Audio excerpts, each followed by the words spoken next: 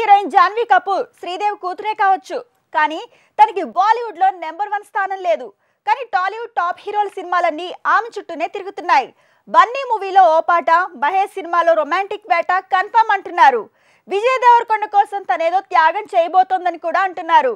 సీన్లోకి తారక్ రావడంతో లెక్కలు మారుతున్నాయని తేల్చేశారు. ఏది నిజం? ఎందుకంత హడావుడి? జాన్వీ కపూర్ బాలీవుడ్ లో హీరోయిన్ గా హిట్లని సొంతం చేసుకుంటున్నా గానీ టాప్ హీరోయిన్ అనలేం. ఎన్ని సినిమాలు చేసినా అంత క్రేజ్ ఉందనలేం. అదే తెలుగులో ఒక్క మూవీ చేయలేదు. అయినా తనిక్కడ అన్అఫీషియల్ గా ఫ్యూచర్ #1 అనేస్తున్నారు. ముందుగా పుష్ప 2లో జాన్వీ కపూర్ సాంగ్ కన్ఫర్మ్ అయిందనే వార్త నెట్టింట్ లో చక్కర్లు కొడుతోంది. ఏకంగా 5 కోట్ల ఆఫర్ ని సింగిల్ సాంగ్ కి ఇస్తామన్నారట. అది ఆల్మోస్ట్ కన్ఫర్మ్ అనే మాటలే వినిపిస్తున్నాయి. ఇక మహేష్ బాబు సినిమాలో పూజా చెల్లిగా జాన్వీ అనగానే అందుకు ఒప్పుకోదన్నారు. అదే నిజమని తెలుస్తోంది. శ్రీలీల సీన్ లో ఉందనే మాటే వినిపిస్తోంది.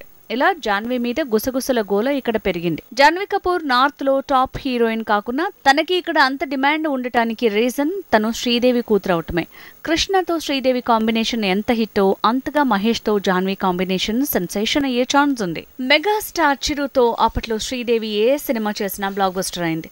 అందుకే ఆ మెగా వారసుడికి అతిలోక సుందరి వారసురాలు జోడీ అయితే దుమ్ము దులిపే ఛాన్స్ ఉందంటున్నారు.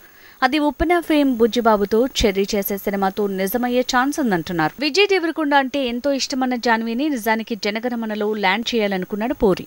కానీ లైగర్ ఫ్లాప్ తో సీన్ మొత్తం రివర్స్ అయింది. రౌడీతో జాన్వీ ఫ్రెండ్షిప్ పెరిగిందే కానీ కాంబినేషన్ మాత్రం సెట్ కాలేదు. ఏదేమైనా ఓ మోస్తారు హీరోయిన్ గా బాలీవుడ్ లో జర్నీ చేస్తున్న జాన్వీ కపూర్ కి సౌత్ లో, ముఖ్యంగా తెలుగులో డిమాండ్ పెరుగుతోంది.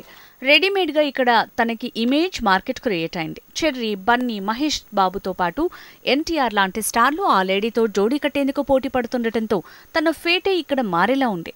ఇందులో పుష్ప 2 చెర్రీతో జోడీ మాత్రం కన్ఫర్మ్ అని తెలుస్తోంది. తారక్ ప్రాజెక్టు విషయంలో మాత్రం ఇంకా ఏదీ తేలలేదు.